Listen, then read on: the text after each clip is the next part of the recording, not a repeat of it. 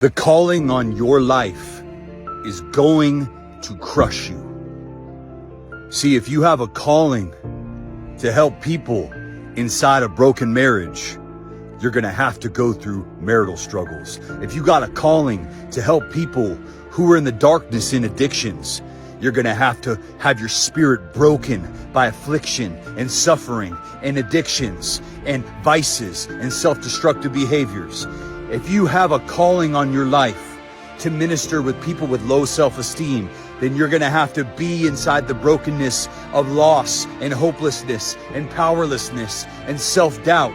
If you have a ministry and you have a calling on your life to speak and help people who are in lost and broken places, you must have been a lost and broken person in order to reach those individuals. Yes, my brother, it is you. The best ministers are the people who have been there.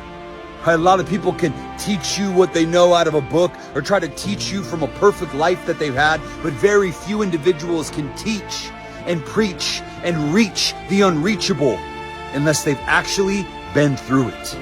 The best teachers are the ones who have persevered and learned the lesson. See, here's the most powerful thing about you. About you. I'm proud of you, man, because you've been through all these things in your life.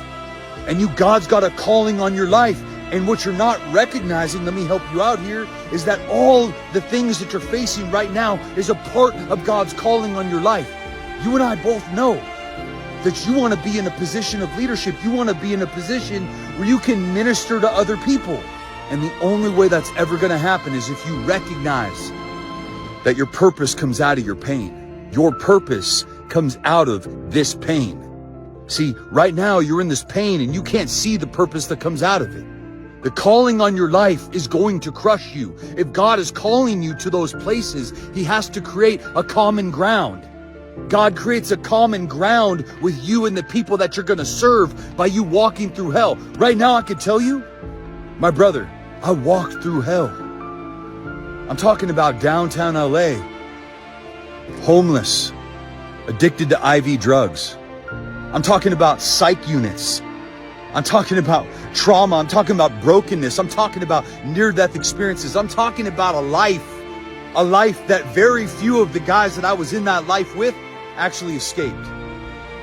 To doing what? To working in the clinical field, helping thousands of people, stacking over 20,000 hours, over 10 years of clinical experience, one-on-ones, groups, facilitating, consulting, speaking, right?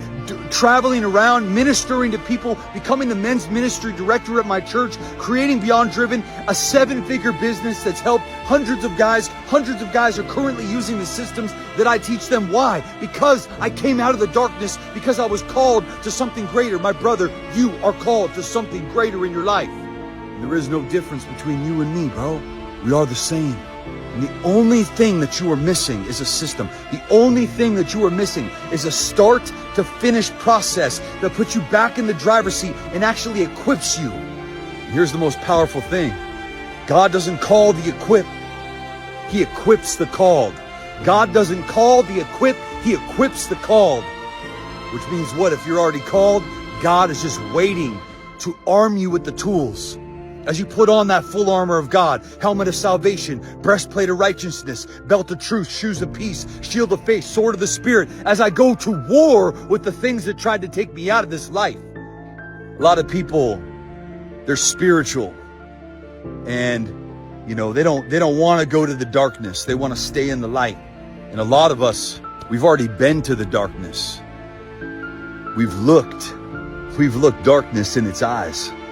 We've seen and been immersed to darkness, and you know what? We're not afraid to go back into the darkness, to reach our hand in, to help somebody else out.